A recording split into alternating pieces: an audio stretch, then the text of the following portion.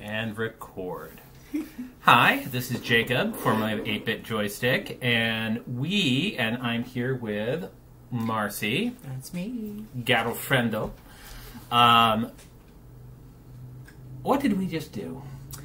Well, we sat down to open a box of Famicom games from J4U. J4U, and being the professionals that we are, we're not. Forgot to hit record, so we had about 20 minutes of good banter. And so we're hungry, and I want to cook and make dinner. So I thought we would just recap and talk about give a little bit about what I got. So right out of this is Karu Nagaru, a Namco-made fighting game for NES. Was not brought out to the U.S. It's got RPG mechanics, and I look forward to checking it out. All right. We've also got Armadillo, which is apparently a Sonic clone for the NES. Sonic inspired. Okay. Yeah, I'm excited to see how a game like that would work for the NES. Yeah, so this was frequently ROM hacked and turned into Sonic for NES. So they didn't have to change very much for that. This is a copy of Bomber King that the previous owner covered in stickers to a different game. So they have stickers for Family Baseball 88, which is, I think, Bases Loaded. But Bomber King, Exelion is, I think, the English version of it. But it was a sci-fi actual action game, but based on Bomberman. So I needed this to complete my Bomberman collection. Of course. All right, so we've got a few Double Dragons in here, don't we? Yes.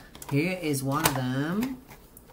That's going to be Double Dragon 3, famous for being the third one in the series. Mm-hmm. I don't know a whole lot about this series. I know they crossed over with Battletoads eventually. And... Oh, now I got to get that one. Oh yeah, let's get that one. Let's get some Battletoads. All right, Double Dragon, the original game, had to get this.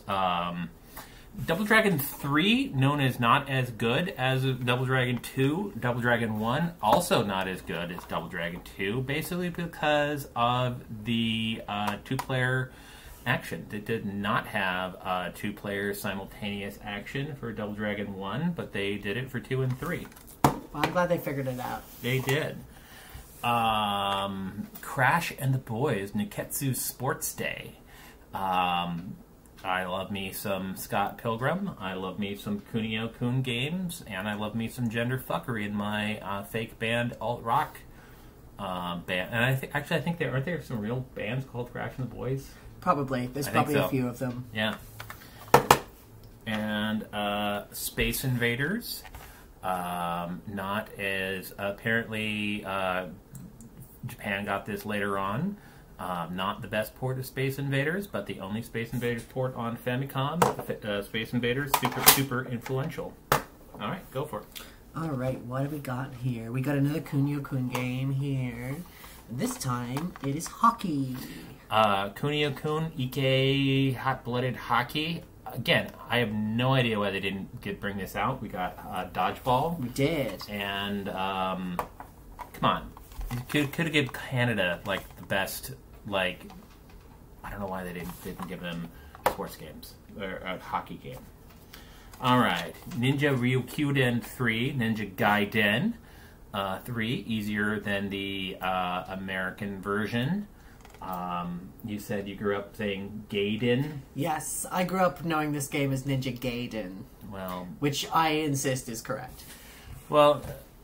They're both not the real name. The real name is Ryukyuden, which just goes right off the tongue, but Ninja Gaiden 3, Ninja Ryukyuden. Then they also had Made in Wario, also known as WarioWare. Wow. Wario! Got it relatively cheap. And the last Famicom game. What is this one? Oh yeah, I incorrectly guessed this one as Double Dragons because I noted it, the Double Dragons it did on the have two front. dragons on it. But this one is actually Dragon Scroll, and you'll notice there's not a scroll on the cover. So and there's not just one dragon. I feel like they could have done better. So it's Konami tried to make a Legend of Zelda game using some of the engines that they use for Metal Gear. So I look forward to checking this out and probably playing a fan translation of it. And also, being a Konami thing, like, there's really cool art. It just looks like a tight Yu-Gi-Oh card or something. Or Swedish death metal bands. I mean, that's pretty sweet. All right, so we got 2 Super Famicom games. Oh yeah, we got another Wario game here. This one I read about in a magazine as a kid. This is Mario and Wario. It is a Nintendo mouse game. And you basically play as a magical little fairy, and you guide her around and make platforms appear in front of Mario so he doesn't fall to his death. So why do you need to do this? What's wrong with Mario? Mario can't see where he's going because Wario has put a bucket on his head. So there's all that elaborate thing instead of Mario using his hands to take the bucket off his head. Well, it's fight or flight mode with Mario, and I think he's just into flight. So. And then I got Double Dragon 4, also known as Return of Double Dragon. And then I have a cat who's getting dangerously close to some candles. So yeah, I wanted to get out the Double Dragon series, and so fine. We got a quick little recap. Because we talked for about 25 minutes and forgot to hit record. So, hope you enjoyed.